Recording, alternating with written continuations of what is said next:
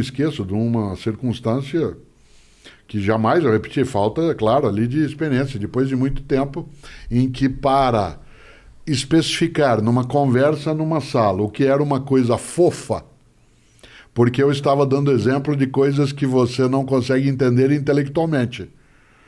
Ou você tem o experimento, por exemplo, eu não consigo ensinar para você o gosto de uma laranja. Tá. Certo? Você dirá, não, mas é parecido com o quê? Certo? Ou tem a experiência empírica, né, concreta, e aí é uma redundância, mas é necessário, ou não tem como. E eu fui explicar o que é uma coisa fofa. Né? Ou você faz o gesto, ou você entrega, mas o gesto não especifica. E ao fazê-lo, eu segurei no braço de uma pessoa que estava à minha frente. Por exemplo, né, você tem um braço fofo. Pega na barriga da pessoa. Isso. Você é fofo. Mas foi absolutamente... Era a primeira pessoa que estava na minha frente. Não havia nenhuma intenção. Aquilo produziu nela um desconforto tão grande. Era alguém com quem eu tinha, na pessoa. Né, porque eu não tinha notado que ela tinha mais obesidade até, né, do que ela admitia para ela mesma, ou para ele mesmo, no caso. Né? E aquilo ofendeu a pessoa. Soou como se você tivesse dizendo... Aquilo a ofendeu. Aquilo, da minha parte, foi uma desatenção, né, eu não ter prestado atenção. Porque você poderia dizer assim, eu não notei que você era gordo, o que é pior ainda. Né? E eu falei sem pensar, falei, então não faça isso. Então, é claro que um intelectual pode sim cometer disparates, né? Pode ser capaz de coisas que não deve, na prática, né, e na escrita.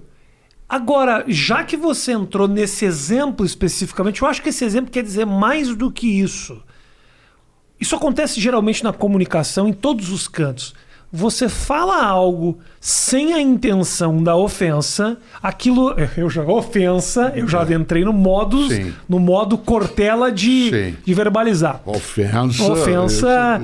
E essa pessoa... Você não tem o intuito de ofender. Essa pessoa se ofende. Como é que você faz para controlar isso? Porque, por exemplo, você não é culpado dessa pessoa ter os seus traumas, de ela ter sua vivência, de ela absorver aquela informação de maneira que a agrida. Você não tem responsabilidade sobre isso, sobre nenhuma no teu gesto. Isso acontece geralmente na comunicação. Quando eu faço um comentário, uma piada, uma conversa no casal que briga, eu não quis dizer isso. Aí daqui a pouco essa pessoa se ofende porque ela tem, né, um background, ela tem informações que faz com que ela assuma uma interpretação. E eu sou obrigado agora a abraçar essa responsabilidade e me pedir desculpa. Não, mas você que se comunica, e eu também, em público, portanto, é diferente de uma conversa. Mas acontece nas conversas também. Claro, também. Mas na conversa você normalmente consegue refazer, porque você vai ter uma convivência com a pessoa, sim, em tese que você vai, né, reatar, né, juntar os caquinhos, sim, e colá-los outra vez. Você não tem que se subordinar a isso, mas tem que levar em conta. Eu tenho de levar em conta, eu não tenho que me subordinar, eu não tenho que me calar, né? Eu não preciso silenciar aquilo que eu vou fazer, mas eu preciso levar em conta que eu posso estar mexendo com suscetibilidades que, embora eu não seja responsável por ela ser daquele modo, eu posso machucá-la. Mas se eu puder evitar fazer isso, né? Há coisas que não estão na minha consciência. Quando eu vou falar sobre um tema determinado, quando eu vou escrever sobre um assunto que eu sei que ele tem arestas, eu tenho que redobrar meu cuidado. Mas aí eu te pergunto, Cortella, desculpa te interromper, isso não acaba te tolindo, te cerceando? Não me torna mais criativo. Eu lembrar algo, o que eu vou falar é aquilo que se chama de argumento de autoridade por causa da idade. Tá bom. Não tem a ver, né? Você não vivenciou, né? Você pegou uma parte, você nasceu durante a ditadura militar empresarial no Brasil, isso, e não pegou a censura daquele momento. Não. Governamental, não. Não. A censura que foi feita naquele momento, ela não impediu a criatividade. Sim. Se você observar, a expressão musical, a expressão do teatro, a expressão, né, daquilo que é a comunicação, ela teve que encontrar outros caminhos nos quais ela redobrou a inteligência. Sim. Haja vista que nós somos capazes, né, de rememorar algumas das peças de teatro, algumas das novelas que foram produzidas naquele momento. Não que a censura ajude a criatividade, ela obriga mais do que ajudar. Por isso, não é que eu, Cortella, queira silenciar o tema porque alguém se fere, mas eu preciso redobrar o meu esforço para eu não dar um passo desnecessário. Meu lema no campo da comunicação, e talvez, né, isso possa parecer até inocente, mas não ria de mim, ria comigo. Perfeito. Não ria de mim, ria comigo. A gozação na escola, aquilo que hoje, de modo estranho, é chamado de bullying, porque existe o verbo bulir em português, né? Uhum. Não precisa usar o inglês. Né? Existe o verbo bulir? Sim, bulir. Você não vai bulir nisso, menino. Macaco que bule muito, que é chumbo. Né? Claro, na minha infância, eu li Monteiro Lobato. Bulir. Eu li Monteiro Lobato. O primeiro livro inteiro que eu li na minha vida foi Rei Nações e Narizinho, que era proibida a leitura, porque minha família é de tradição católica, e os livros do Monteiro Lobato entravam no Index Librorum Prohibitorum. Na minha família também era proibido, mas é por causa do narizinho. Então. Porque todos os judeus, claro, narigudos, a gente era... Qualquer coisa que tivesse narizinho, a gente era proibido. E narizinho ali era inho, né? É verdade. Certo? Portanto, exatamente. Se fosse Cyrano de Bergerac, então jamais você poderia nem chegar perto. Né? Ora, quando a gente olha aquilo que, né, é a possibilidade, né, de bulir, está lá no Monteiro Lobato. O verbo bulir é um verbo que existe em português. Por que eu falava isso? Porque o que hoje se chama de bullying não é a brincadeira, a gozação. Porque a brincadeira, a gozação, num grupo, numa turma, numa família, ela tem uma reciprocidade. Quem é caipira como eu, gosta de jogar truco. O jogo de truco, que aliás veio para nós via Rio Grande do Sul, a primeira menção ao jogo de truco foi Mário de Andrade no Macunaíma. Certo? Não sabia disso. Que veio da Argentina no jogo, da Itália para a Argentina e depois para cá.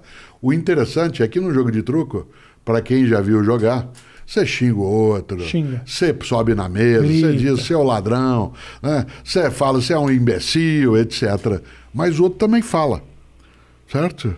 E você é humilhado, e a humilhação é recíproca, porque agora eu te humilho, na outra é o contrário. Na escola mais antiga, você não tinha uma dimensão onde se pudesse maximizar a ofensa, né, a ponto dela se tornar algo que não tivesse reciprocidade. O que caracteriza o bullying, né, é exatamente não poder haver o outro lado. Eu não faço o que comediantes, alguns fazem, que é falar com alguém da plateia. Eu não faço isso também. Isso. Não faço. Nas palestras, não. Aprendi como? Veja o que é uma coisa fofa. Certo? Mais um motivo para eu não falar com a plateia. A grande questão, será que eu fui ofensivo? Para a pessoa, fui. Será que eu quis fazê-lo? Não. Será que existe responsabilidade naquilo? Sem dúvida. O que não existe é dolo. Ou dolo. Existe culpa. A sua intenção não era de ferir. Não era, mas machucou. Né? A frase vai doer mais em mim do que em você, né? Até, como se diz no Rio Grande, até pai e mãe já falaram isso um dia. Certo? Então, esta ideia, né, de uma cautela é muito diferente de uma anulação, né, da minha forma de comunicação. Né? O politicamente correto, ele funciona, né, muito mais por algo que um dia, eu gosto de citar isso, o Lenin tem um texto, né, o Vladimir Ilyich Ulyanov, o Lenin tem um texto sobre a teoria da curvatura da vara. Quando você pega uma vareta, né, e você apende para um lado, quando você solta, ela vai para o outro lado. Ela demora algum tempo para a obtenção de um equilíbrio, quando essa vareta é mexida. E nós, hoje, com o politicamente correto, a gente foi por um extremo. E nós estamos equilibrando um pouco o modo de comunicação. Né? Algumas das coisas que eu falava há algum tempo, numa coisa que produziam até riso, numa palestra, e eu recuei. Não porque eu queira me censurar, eu falei que eu sou capaz de inventar outra coisa, como faço? Não é que não chateie, né, nenhuma pessoa. Não há como eu impedir que alguém absorva, né, algo do modo próprio. A frase antiga, Milor Fernandes dizia, o problema da idiosincrasia é que não tem um especialista para cuidá-la. Sim, certo? Claro. Então, lá, não tem como lidar com o idiosincrático, mas que a gente precisa tomar cautela, quem está com comunicação, sem dúvida. Eu concordo. É que eu também vejo, Cortella, que a gente também, enquanto comunicador, tem um pouco a responsabilidade da provocação, às vezes, também. Então. De passar por algo que eu acho que pode até te incomodar. Lide você também com isso, né? Porque senão a gente não chega... Às vezes, realmente, tem a vareta, ela exagera para aquele lado, tanto no politicamente correto, como na provocação. Sim, claro. A vareta ela vai longe mesmo. Eu acho que... Mas são atividades de comunicação diversas. Né? Faz parte um pouco da tua atividade. Claro. A iconoclastia. Claro. Né? A demolição dos ídolos. Né? É difícil a gente lidar com algo desde a origem, né? Em que o humor não tem a tarefa, né, de, como lembrava o Gil Vicente, castiga-te ridendo mores. Né? Você mexe com os costumes rindo.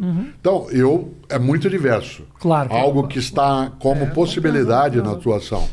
A Cláudia, com quem eu sou casado, ela é gestora de teatro, portanto ela está habituada, ela diz sempre que um espetáculo de teatro é uma mentira combinada. Né? Eu vou para lá como espectador sabendo que ali as coisas parecerão verdadeiras e você que está no palco faz a mesma coisa. Certo? Quando você conta uma das tuas histórias no teu espetáculo, né, daquilo que aconteceu na tua casa, com a tua mulher, com o teu filho, com a ex-mulher, com o ex-filho, seja lá o que for, nenhum de nós ali imagina que aquilo é 100% coincidente.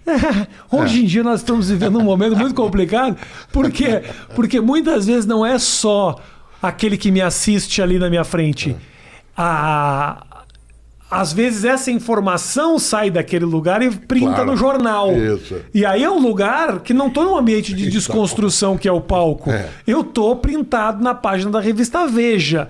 Aí realmente até eu mesmo às vezes leio e falo que absurdo esse negócio. Por isso que o Manuel de Barros dizia, no que eu escrevo eu não minto 10%, o resto eu invento. Né? Então essa mentira combinada, ela favorece um pouco mais a tua atividade. Claro. Né? Não que eu não o faça, isto é, também fazer palestra ou escrever livro é contar história. Claro. Né? É contar história, mas essa história ela não tem tanta intenção de produzir o desconforto que o humor pode fazer. Né? Se você, por exemplo, naquilo que faço, ou outros homens e mulheres que fazem a mesma atividade, eles não incomodassem, né, ficaria... Né, eu sou capaz de fazer uma palestra inteirinha durante anos sem usar palavrão algum, e sou capaz de bater palma para o meu amigo Clóvis de Barros Filho, com quem você já conversou, que coloca o palavrão de um modo inacreditável. Né? Eu sou capaz de ser politicamente incorreto contra o politicamente correto, como o Pondé faz em vários momentos, né? E sou capaz de, usando a elegância do Karnal, com quem você já conversou, né, dar um passo em que ele é de um sarcasmo brutal. Eu posso dar esses passos. É uma questão de escolha. Espera-se de alguém como Clóvis uma sinceridade e uma autenticidade que, se o palavrão não vier, a gente se chateia. Certo? Portanto, né, é diferente o modo, né, de presença.